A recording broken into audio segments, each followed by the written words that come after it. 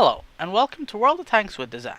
In today's video, I'll be taking a look at some replays of this Russian beast, the IS-3, Russian Tier 8 heavy tank. Now, before I start, I'd just like to say that this is probably one of my favorite Tier 8 tanks, if not my favorite.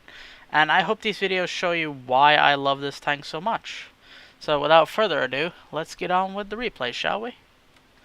Okay, here we are on Swamp, one of my least favorite maps in the IS-3. I am top tier. And I'm with my clanmate, Strawberry Milk, over there in his Indian Panzer. So, let's see how this game goes, shall we?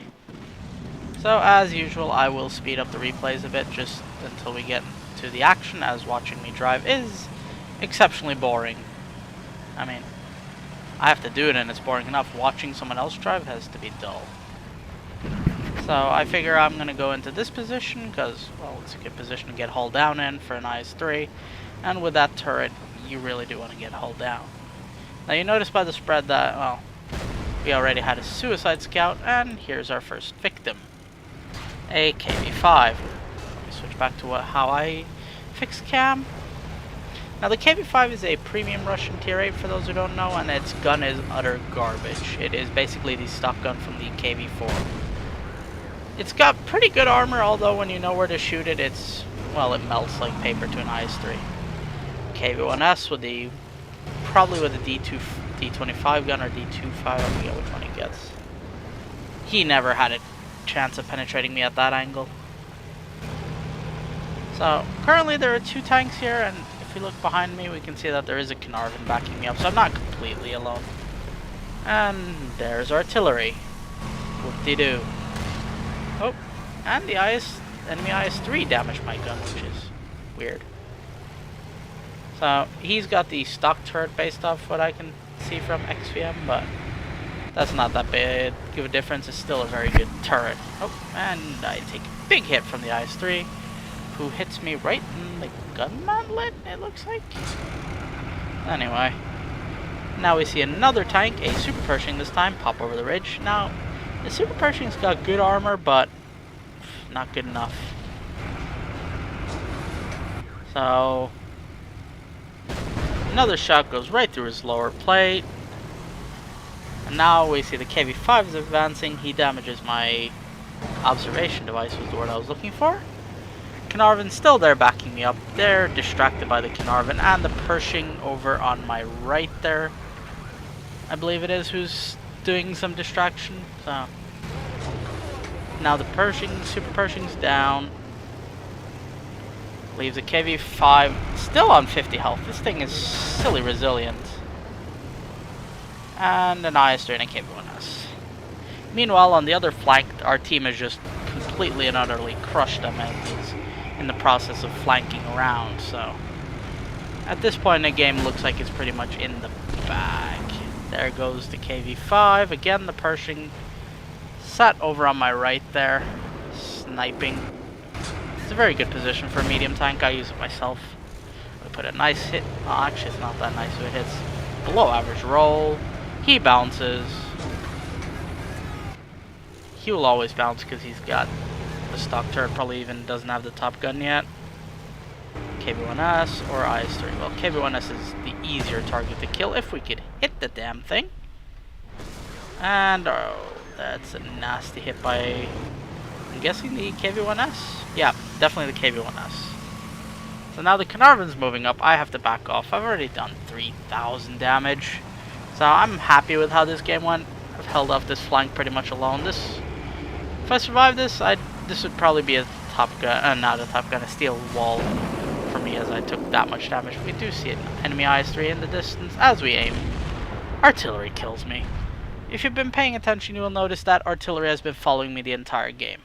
So, switch over to Strawberry Milk, who will then proceed to clean up with the rest of the team, as they do not last very long. So let's just speed this up real quick, because it's a little bit of lull, and then he gets some action again. Oh, and he takes out an AMX.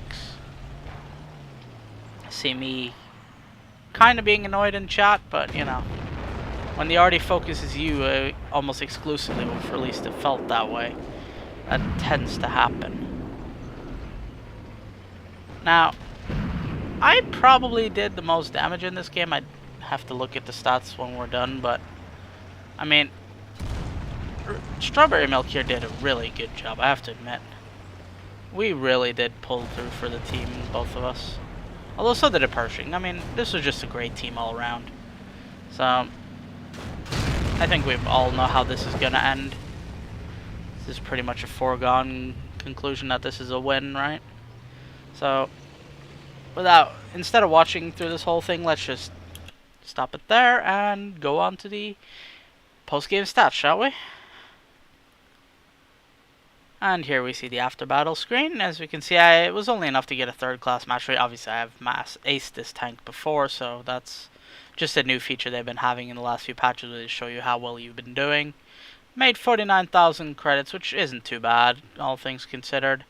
6,700 XP with 5 times bonus, so can't complain about that. Was good contribution to whatever it was I was grinding at the time. I think it was the FV215B183. We do see I did get a high caliber, which means I did the most damage on my team, and I think both teams actually. So that's always nice. I haven't gotten too many of those yet.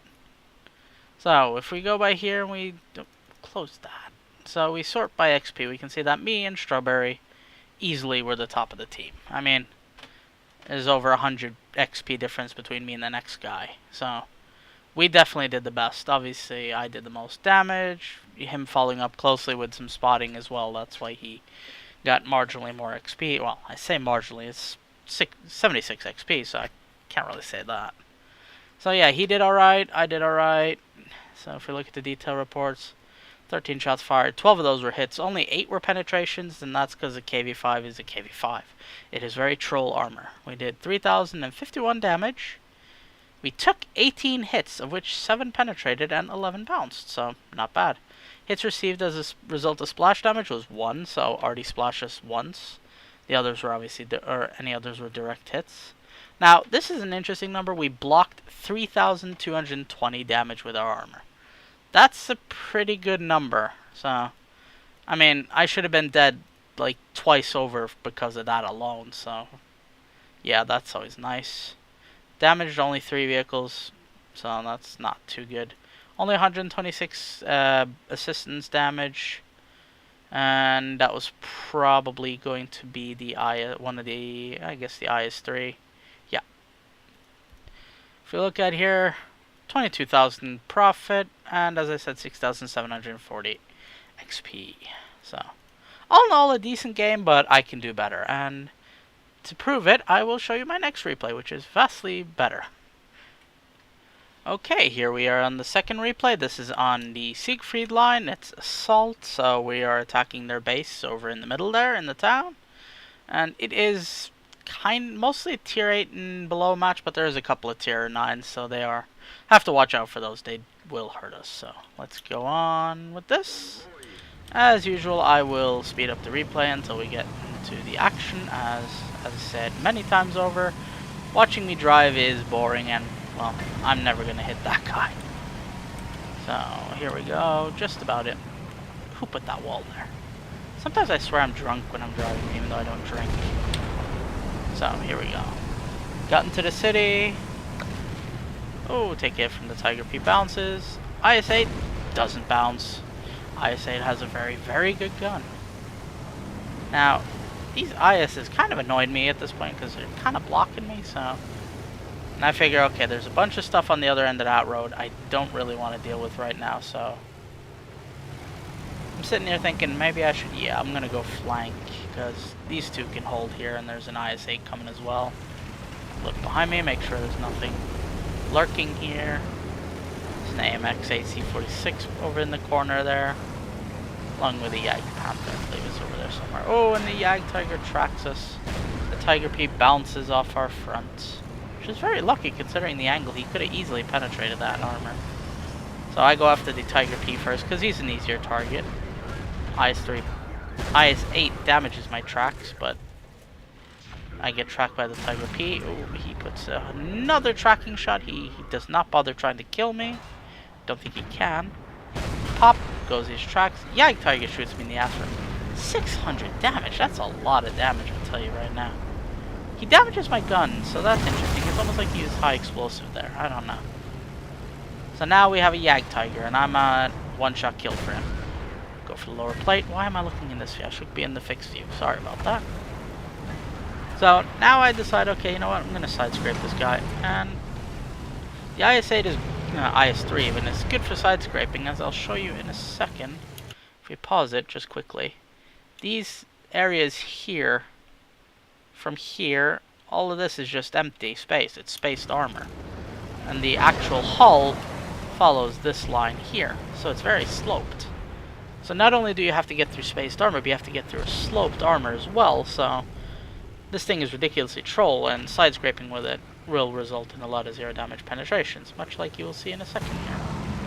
So here I try and get a shot, and oh, zero damage pen on the side armor. The shot would have looked like it hit about here. Actually, it hit there. That was never going to go through me. So, Jagdtiger dealt with. 2,000 damage done. So far, so good, right? Oh, shot's coming in towards me from over there. I don't know what it is. There's a Jagdpanther shows up. He's moving. He's hauling ass. Something else shoots me. I still do not know to this day what that was. It had to be the AMX AC-46. But I can't confirm it. And he hits me for about 200 damage. I decide, you know what? I'm getting the hell out of here. Let me roll around the corner. Ooh, another miss.